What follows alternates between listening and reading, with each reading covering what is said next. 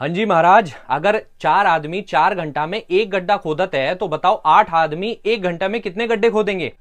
सोच लो, शायद कैलकुलेशन करनी पड़ जाए। बट अगर बैफल्ड हो गए, कंफ्यूज हो गए, नहीं सॉल्व हो रहा, कैसे सॉल्व करें इसे, तो इसमें आपकी गलती नहीं है। चलो ठीक है, एक और सवाल देता हूं मैं आपको एक सेब खरीद करके लाना है मार्केट से। मार्केट में जो फ्रूट्स बिकते हैं या वेजिटेबल्स बिकती हैं वो किलो के भाव से बिकती हैं। सेब का रेट चल रहा है 150 रुपए किलो। आप एक सेब लेकर के आते हो और उसको जब वजन करते हो तो वो 125 ग्राम का निकलता है। तो बताओ, अगर 150 रुपए किलो के हिसाब से सेब बिक रहे हैं तो 125 ग्राम के हिसाब से कितने पैसे आपको देने पड़ेंगे। इससे भी मुश्किल हो रही होगी करने में सॉल्व। अगर ऐसा है तो आपकी गलती नहीं है, हमारे एजुकेशन सिस्टम की गलती है। क्योंकि अभी ना रिसेंटली एक रिसर्च कंडक्ट होती है जिसमें कोलकाता से और दिल्ली से स्टूडेंट्स को लेते हैं, और ये सारे स्टूडेंट्स अंडर 17 ईयर्स के एज होते हैं। ज्यादा से ज्यादा 13 से 15 साल के बीच में एज है इन सब की। अराउंड 1436 स्टूडेंट्स हमने दिल्ली से लिए और 471 स्टूडेंट्स हमने लिए कोलकाता से। अब ये रिसर्च कंडक्ट करी है एस्थर डफलो ने और उनके साथ अभिजीत बनर्जी। रिजल्ट क्या निकलते हैं कि इनमें ना हमारे एजुकेशन सिस्टम, जो एक तो बुकिश नॉलेज है एक तरफ और दूसरा है real life practical market problems जो होती हैं, उसमें डिफरेंस पाया गया। मतलब जो अगर आप स्कूल जाते हो, आपके बच्चे भी स्कूल जाते होंगे, हो सकता है आप भी स्कूल जा रहे हो, तो आपको इन क्वेश्चंस को सॉल्व करने में दिक्कत आई होगी क्योंकि ये रियल बेस्ड मार्केट प्रॉब्लम है। वही मैं आपसे पूछूं a+b का होल स्क्वायर, तो वो आप इजीली बता दोगे, और हो सकता है उस पर बेस्ड एक क्वेश्चन भी हो वो भी कर दोगे, क्योंकि उसमें आपको पता है कि सेट पैटर्न्स होते हैं, डिफाइंड होते हैं कि आपको इस तरीके से करना है। इनमें से जितने स्कूल स्टूडेंट्स से सिर्फ 1% ऐसे स्टूडेंट्स से जिन्होंने मार्केट प्रॉब्लम्स को इजीली सॉल्व कर लिया।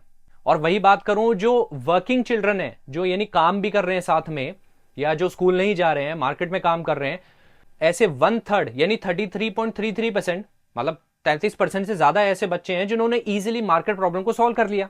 यानी डिफरेंस है street maths versus market problems, real life based problems जो होते हैं। एसर का नाम आपने सुना होगा, जो कि एनजीओ प्रथम है, वो एक annual status of education report निकालती है। उसके अकॉर्डिंग ये जितने स्टूडेंट्स है ना, ये डिवीजन कर पा रहे थे। बट डिवीजन कौन सी, जो 3 डिजिट को अगर हम डिवाइड करते हैं 1 डिजिट से, ऐसे सिर्फ 32% स्टूडेंट्स थे जो इस डिवीजन को कर पा रहे थे।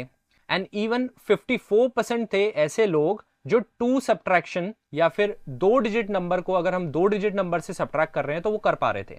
तो यानी एक स्टार्क डिफरेंस है इन दोनों के बीच में। खास तौर से देखो, जो हमारी मार्केट बेस्ड प्रॉब्लम्स होती हैं ये अरिथमेटिक के बेस होती है ज्यादातर। मैथ स्किल्स यानी स्कूल में जो सिखाया जाता है वो ट्रांसफर हो पा रहा था जो रियल वर्ल्ड सिचुएशंस है, इसको चेक करने के लिए उन्होंने क्या किया, 200 नॉन वर्किंग स्कूल चिल्ड्रन को लिया, मतलब दिल्ली के, और उन्हें सर्वे किया गया।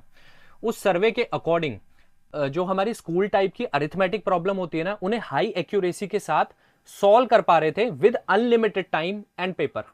A total of 56% of non-working children could clear the division exercises as presented in school compared to only 15% of the working children in Delhi. 56% non-working children, यानी जो काम नहीं कर रहे हैं, सिर्फ स्कूल जा रहे हैं, वो डिवीजन के सम्स को इजीली कर पा रहे थे। बट अगर उन्हें हाइपोथेटिकल मार्केट की प्रॉब्लम दी जाए तो उसमें से सिर्फ 60% ऐसे स्टूडेंट्स थे जो कैलकुलेट कर पा रहे थे, मतलब इजीली सॉल्व कर पा रहे थे। बट इन स्टूडेंट्स को क्या चाहिए था, they were heavily dependent on pen and paper, और जो स्ट्रैटेजीज उन्हें सिखाई गई हैं वो उसी मेथड में चल रहे थे। वहीं मैं बात करूं जो वर्किंग स्टूडेंट्स हैं, यानी जो काम कर रहे हैं, वो सिर्फ 15% ऐसे स्टूडेंट्स हैं जो डिवीजन को सॉल्व कर पा रहे थे। और जो वर्किंग चिल्ड्रन है वो क्या करते हैं, वो इजिली मेंटल कैलकुलेशन कर लेते हैं। तो यानी जो हमारी स्कूल एजुकेशन है वो क्या ट्रांसफर हो पा रही है, होम नॉलेज, एक स्कूल की नॉलेज होती है, और दूसरा है होम नॉलेज यानी प्रैक्टिकल बेस्ड नॉलेज जो होती है, मार्केट प्रॉब्लम बेस्ड नॉलेज जो होती है, वो क्या वो ट्रांसफर हो पा रही है यहां तक। इसी में, इस ट्रांसफर होने में ही प्रॉब्लम आ रही है। यानी बहुत सारे ऐसे स्टूडेंट्स हैं जो इजिली मार्केट बेस्ड प्रॉब्लम से उन्हें सॉल्व नहीं कर पा रहे। उन्हें पेन एंड, अगर वो कर भी पा रहे हैं तो उन्हें पेन एंड पेपर की जरूरत है। बट अगर सब्जी वाले के पास जाओगे या फिर फ्रूट वेंडर के पास जाओगे तो वहां पे पेन पेपर तो नहीं करोगे। ये दिखाता है कि हमारे जो एजुकेशन सिस्टम है उसमें एक पेडागोजिकल फेलियर भी है कि हम ढंग से नहीं सिखा पा रहे हैं। और जो इंटीग्रेशन है रियल लाइफ और जो बुकिश नॉलेज है, जो बुक से नॉलेज है, उनके बीच में एक क्लियर पाथवे नहीं बन रहा है, एक क्लियर जो ब्रिज बनना चाहिए वो नहीं बन पा रहा है। जो स्कूल में नॉलेज सिखाई जाती है वो कहीं ना कहीं लड़खड़ाती हुई दिखाई दे रही है। अगर बात हो प्रैक्टिकल स्किल्स की जो कि रियल लाइफ में यूज करने का टाइम हो, तो उस टाइम पे वो इंटीग्रेशन नहीं है और रोट लर्निंग पे ज्यादा फोकस दिया जाता है। मैंने कहा कि पैडागोजिकल फेलियर है, तो टीचिंग मेथड्स को भी इंप्रूव करना पड़ेगा, मार्केट बेस्ड कैलकुलेशंस करनी पड़ेगी, और हाई डिपेंडेंसी जो पेन एंड पेपर मेथड में है ना, उनको थोड़ा सा हमें ना मिटिगेट करने का कोई ना कोई रास्ता देखना पड़ेगा। तो हमें रिवैम्प करना पड़ेगा पूरे करिकुलम को, पैडागोजिकल रिफॉर्म्स भी चाहिए, और एक्सपीरियंशियल लर्निंग्स हैं, बहुत सारे स्कूल्स के अंदर एक्सपीरियंशियल लर्निंग्स होती हैं। तो integrating market based task into school exercises, teachers की ट्रेनिंग होनी चाहिए, और इंटर डिसिप्लिनरी अप्रोच बहुत इंपॉर्टेंट है, जैसे मैथ्स विद एवरीडे एक्टिविटीज। इसका एक ये भी सॉल्यूशन हो सकता है कि जैसे हम एग्जीबिशन लगाते हैं ना, स्कूल्स में एग्जीबिशन कंडक्ट करते हैं, ऐसे एक मार्केट लगा दो जहां पे कुछ स्टूडेंट्स हैं वो स्ट्रीट वेंडर्स बन रहे हैं, फ्रूट वेंडर्स बन रहे हैं, और फिर उनसे जाकर के कैलकुलेशन करनी पड़ रही है। I am saying this again कि हमारे स्कूल के अंदर जो बुक्स हैं उसमें हमें इतनी सारी चीजें इररेलेवेंट पढ़ाते हैं, वो इररेलेवेंट बन गई है क्योंकि a प्लस बी का होल स्क्वायर हमें अभी तक नहीं पता, या फिर x प्लस ए इंटू एक्स प्लस बी की क्या काम आता है हमें नहीं पता।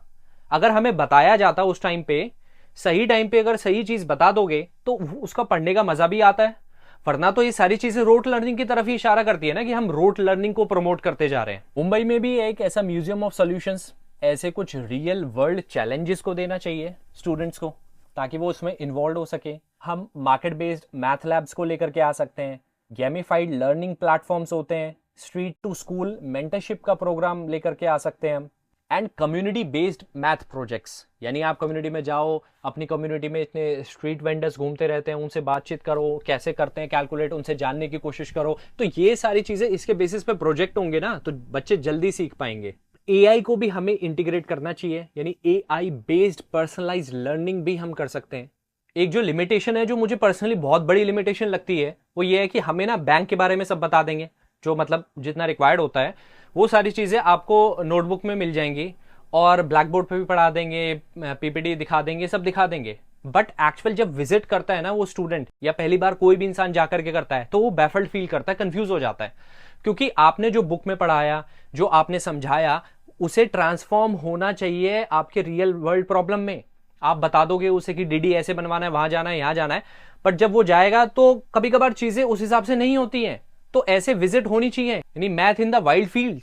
आप बैंक लेकर के जाओ कभी कभार, बहुत सारे स्कूल ऐसे हैं वैसे जो विजिट करवाते हैं, इन सब चीजों के लिए ट्रिप पे लेकर के जाते हैं। स्किल बेस्ड सर्टिफिकेशन प्रोग्राम लेकर के आ सकते हैं, पीयर लर्निंग का सपोर्ट होना चाहिए, टेक्नोलॉजी इंटीग्रेशन है, रियल वर्ल्ड एक्सपोजर है। तो ये सारी चीजें काम तभी आ पाएंगी जब आप इन चीजों को इंटरेक्टिव, रिलेटेबल एंड फनी बनाओगे। फनी एज इन फन हो सीखने में।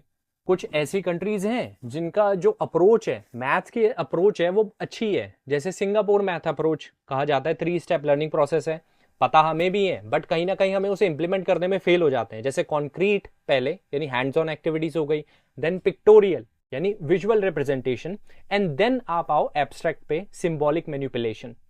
हम क्या करते हैं, पहले ही सिंबॉलिक मैनिपुलेशन पे चले जाते हैं, पहले ही आइडेंटिटी रटवा देते हैं, पहले ही ये सब करेंगे और उल्टा चलते हैं, फिर एक्सपेक्ट करते हैं कि मार्क्स क्यों नहीं आते। कैसे आएंगे मार्क्स? मार्क्स तो छोड़ो, वो तो चलो रोट लर्निंग है, क्रैमिंग की वजह से आ भी जाएंगे, बट जब रियल लाइफ की प्रॉब्लम्स आती हैं तब जुबान लड़खड़ाने लगती है। यूनाइटेड किंगडम, उसमें रियल लाइफ मैथमेटिक्स क्वालिफिकेशन है, वहां पे एक एग्जाम बोर्ड है, AQA एग्जाम बोर्ड, जो रियल लाइफ मैथ्स क्वालिफिकेशन पे फोकस करता है। कजाकिस्तान का भी ऐसा है कि वो रियल वर्ल्ड एप्लीकेशन पे फोकस करते हैं। तो ऐसे बहुत सारी कंट्रीज है जिन्होंने ये सिस्टम अडॉप्ट कर रखा है। हम भी अडॉप्ट कर रहे हैं धीरे धीरे, बट उसका रेट कम है। अच्छे से इंप्लीमेंट हो गया होता तो जो रिसर्च है उसका ये आउटकम नहीं निकलता। वीडियो के स्टार्टिंग में मैंने आपसे 2 क्वेश्चन पूछे थे, अगर उनका जवाब मिल गया है ना तो कमेंट सेक्शन में जरूर बताना।